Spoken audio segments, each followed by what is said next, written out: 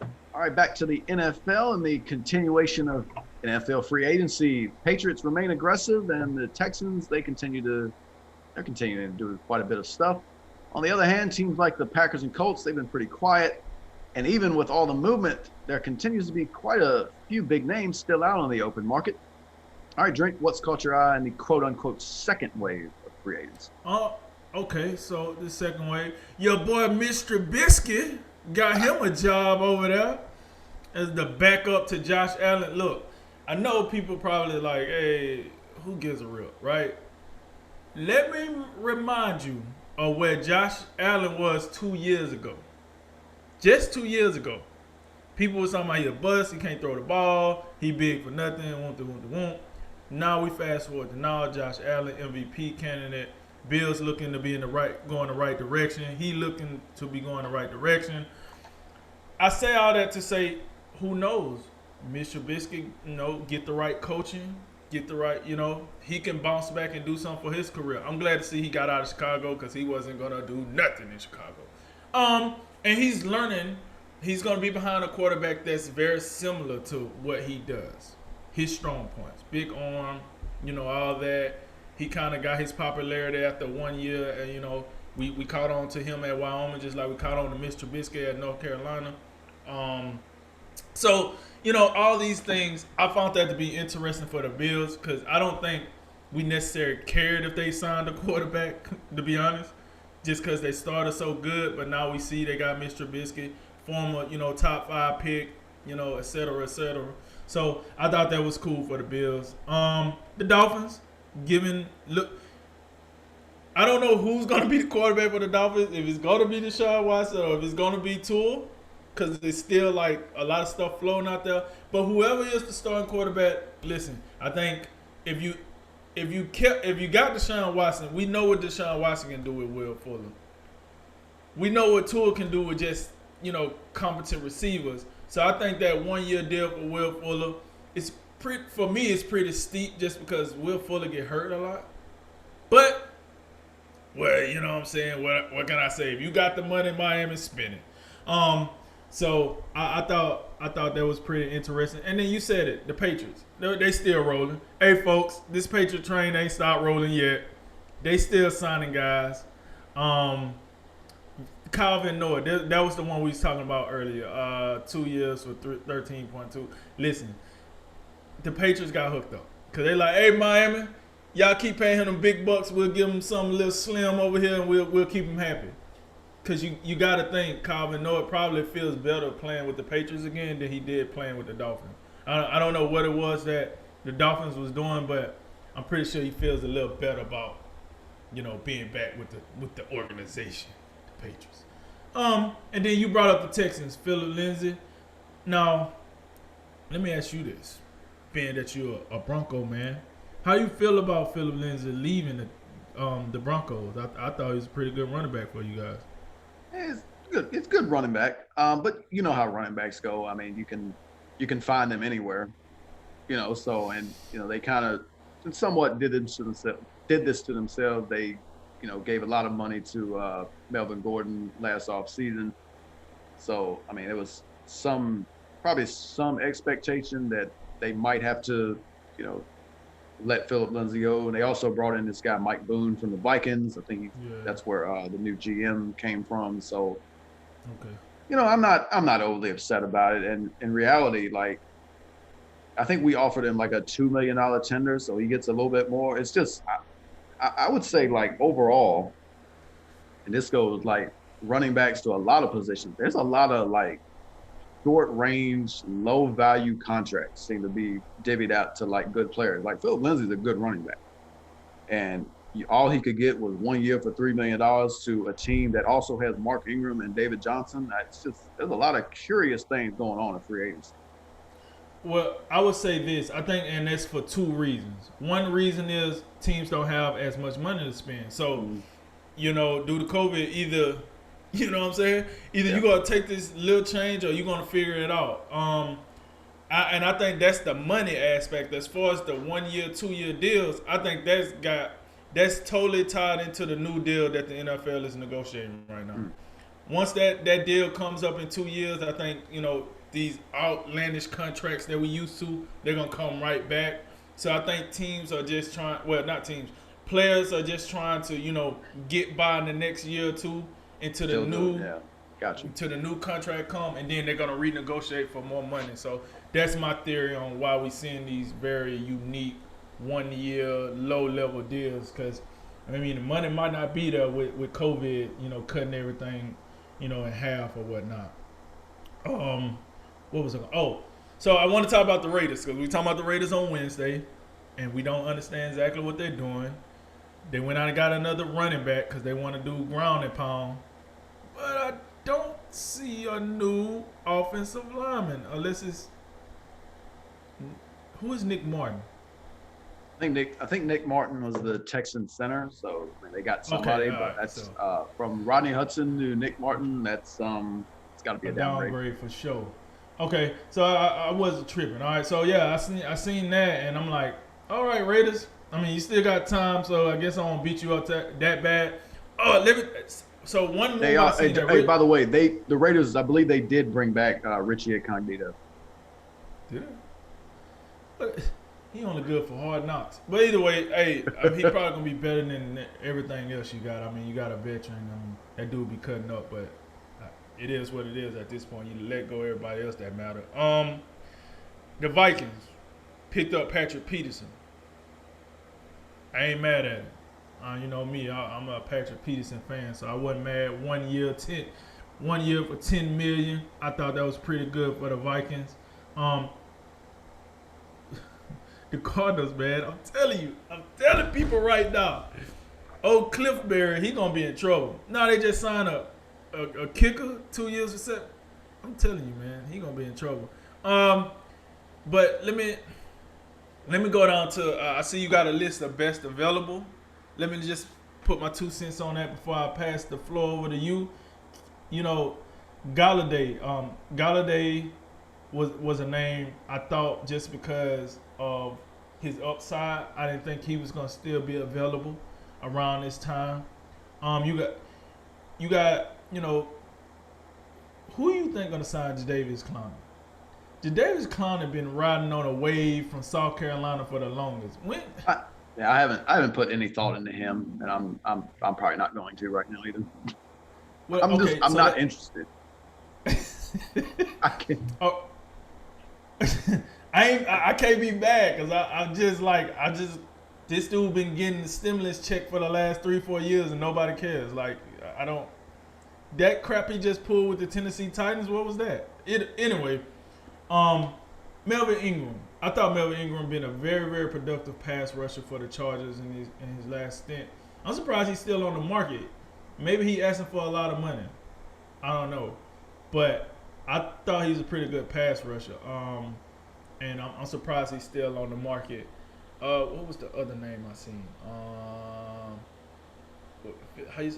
Alejandro Villanueva. Yes. From what I seen with his time with the Steelers, real good offensive lineman. Yeah, he come with a little baggage because he has his different views on the whole inequality thing, standing, sitting, kneeling, all that. He has his own views because he's a military veteran, and I ain't mad at that. I'm a military veteran, so I'm never going to be mad at another military veteran that's just trying to make sure that we're getting the due respect as military veterans as we should. So he's another guy I would have thought would have been off the market by now. He's still on there. So, with all that said, man, those are a few things I seen in the second round, not to hold it up too long. And I don't know, man.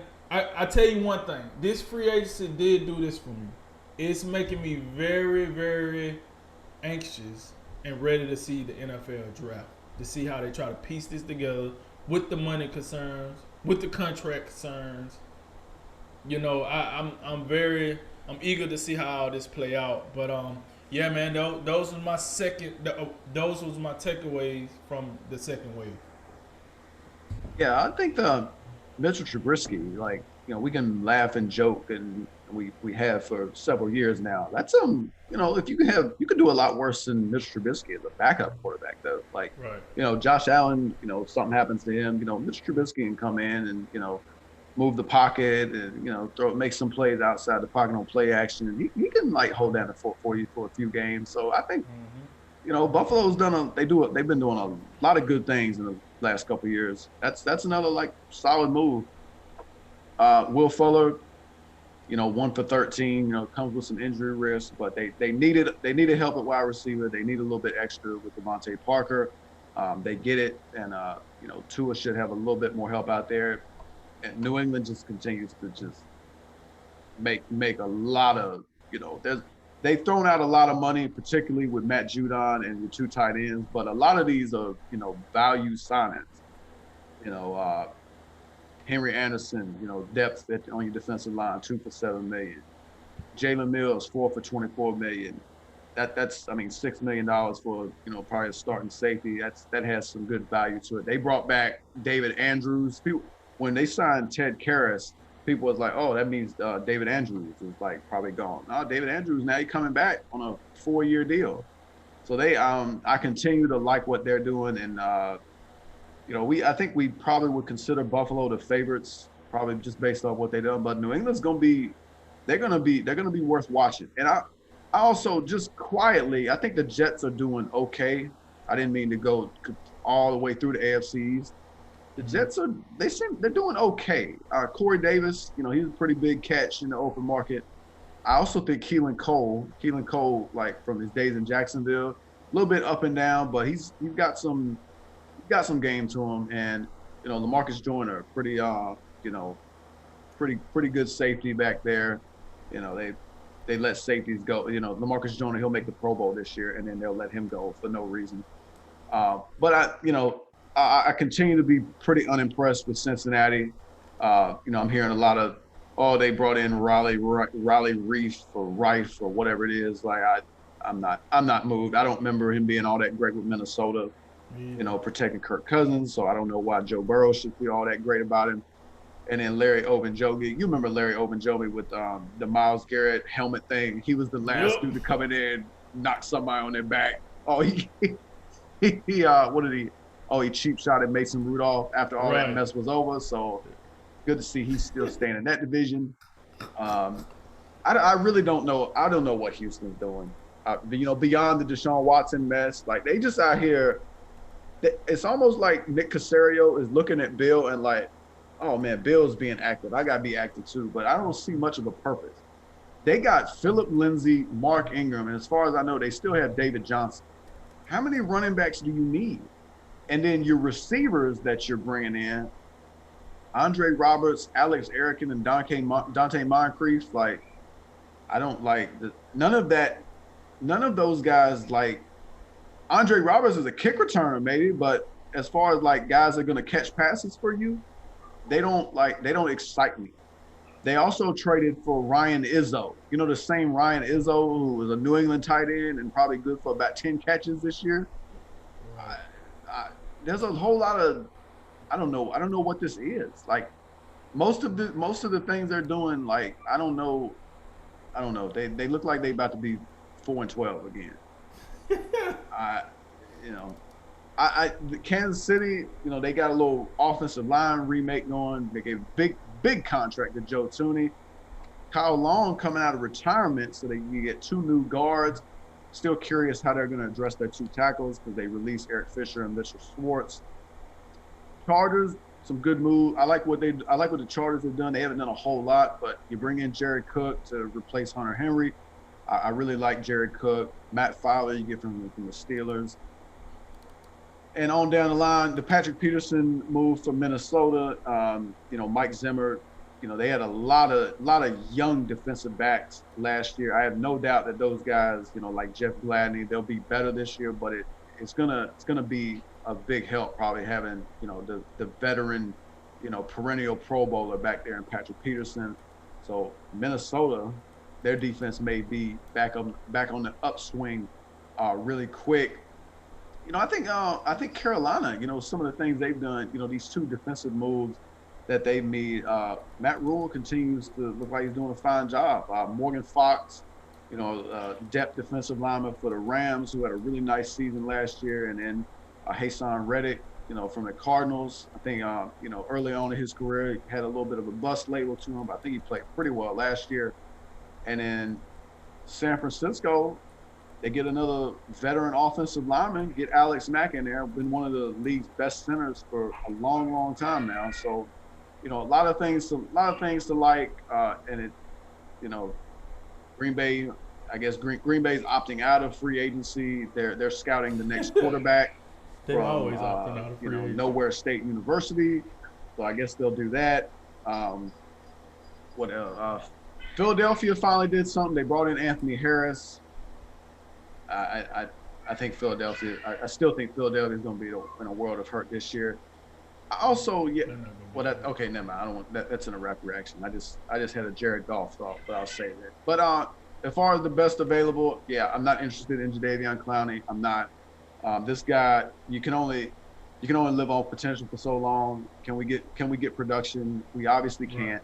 So forget about it. Also Xavier Rhodes. I think his last year in Minnesota, people thought Xavier Rhodes was washed. I thought he played pretty well for Indianapolis last year. So you I know, think he was hurt a lot. I think people overlooked the injury bug, but yeah, I'm with you. T.Y. Hilton being out this, being out there, you know, and Sammy Watkins. I put Sammy Watkins in the Jadeveon Clowney uh, kind of sphere as well. I can't remember a guy that has done less and still has like stature in the league as a wide receiver. He doesn't even play all that much. So I'm not particularly interested in him. The biggest name is Kenny Galladay. I've seen him linked to the Giants and the Bears. Um, and the last thing, we talked about this Wednesday, Baltimore, could you get a wide receiver at some point? I've heard they tried to get Juju Smith-Schuster. Juju ended up going back to the Steelers, which I think that was somewhat surprising. I expect Juju to leave, but that is a big win for Pittsburgh to keep one of their own, get them at a reasonable price. Move forward, yeah. Baltimore, can we get a receiver at some point? Lamar Jackson would appreciate it. Right.